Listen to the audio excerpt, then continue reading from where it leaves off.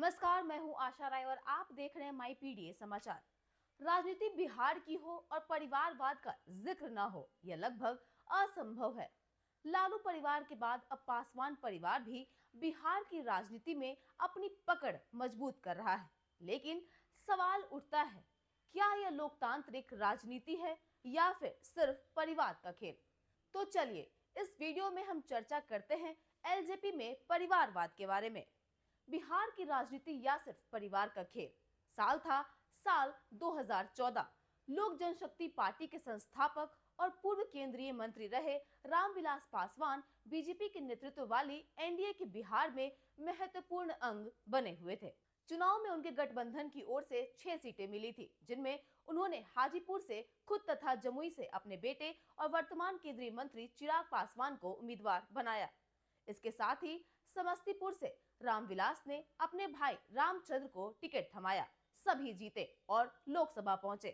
रामविलास को अक्सर अपने छोटे भाइयों पूर्व केंद्रीय मंत्री पशुपति कुमार पारस और पूर्व सांसद रामचंद्र पासवान को राजनीति में आगे बढ़ाने के लिए आलोचना का सामना करना पड़ता था। साल 2019 के लोकसभा चुनाव में लोजपा फिर 6 सीटों पर चुनाव लड़ी। चुनाव में रामविलास अपनी सीट हाजीपुर से अपने भाई पशुपति पारस को चुनावी मैदान में उतारा, जबकि रामचंद्र पासवान की मृत्यु के बाद समस्तीपुर से उनके बेटे प्रिंस पासवान को चुनाव लड़ाया गया। चुनाव जमुई से दूसरी बार चुनाव लड़े, सभी फिर से जीते और लोकसभा पहुंचे। रामविलास को भाजपा ने अपने कोटे से राज्यसभा भेजकर फिर से केंद्र में मंत्री बनाया। साल 2020 में रामविलास के निधन के बाद चिराग पासवान ने पार्टी की कमान अपने हाथ में ली।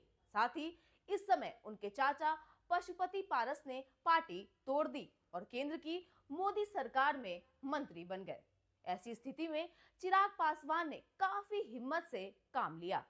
पार्टी पर अधिकार का मामला जब चुनाव आयोग पहुंचा तो इलेक्शन कमीशन ऑफ इंडिया ने पार्टी का नाम और सिंबल जब्त कर लिया। इसके बाद चुनाव आयोग ने चिराग की पार्टी को लोजपा आरवी और पशुपति की पार्टी को राष्ट्रीय लोक जनशक्ति पार्टी नाम आवंटित किया। चिराग अपनी नई पार्टी के साथ 4 सालों से अपनी जमीन तैयार करते रहे, क्योंकि रामविलास ने 2 शादी की थी। ऐसे में चिराग अपनी सौतेली मां राजकुमारी से नजदीकी बढ़ाते हुए अपने गांव शहर बन्नी जाने लगे। पशुपति और चिराग के बीच संपत्ति और पार्टी के विवाद का मामला भी बढ़ता जा रहा था। रामविलास की पहली पत्नी खगड़िया के पैतृक घर शहर बन्नी गांव में रहती हैं। उनकी 2 बेटी आशा और उषा क्रमशः धनंजय उर्फ मृणाल पासवान और अनिल और साधु पासवान से विवाहित है, जबकि चिराग पासवान और उनकी बड़ी बहन निशा रामविलास की दूसरी पत्नी रीना की संतान है। 2024 को लोकसभा चुनाव में चिराग ने अपनी ताकत दिखाई और एनडीए का हिस्सा बने। उनकी पार्टी के हिस्से 5 सीट आई। इस चुनाव में चिराग पासवान ने अरुण भारती को सांसद बनाया। जी हां, जमुई से साल 2024 के लोकसभा चुनाव में कार्यकर्ता टकटकी लगाए हुए थे कि कैसे एलजेपी चिराग पासवान, जिनके हाथों में यह कमान है, वो उन्हें टिकट देंगे। लेकिन टिकट मिला अरुण भारती को। एमबीए की डिग्री रखने वाले अरुण भारती एक राजनीतिक परिवार से ताल्लुक रखते हैं। उनकी मां ज्योति 2 बार बिहार में एमएलसी रह चुकी है। भारती दिल्ली में एक व्यवसायिक उद्यमी के रूप में काम कर रहे थे, जब तक कि चिराग ने उन्हें 2024 का संसदीय चुनाव लड़ने के लिए राजी नहीं कर लिया। वहीं चिराग खुद अपने पिता की सीट हाजीपुर से जीतकर मोदी सरकार में केंद्रीय मंत्री बने। साथ ही परिवारवाद का आलम देखिए, चिराग पासवान ने अपने भगिना सीमांत मृणाल को भी चुनावी राजनीति में लॉन्च किया। उसे गरखा अनुसूचित जाति से उम्मीदवार बनाया।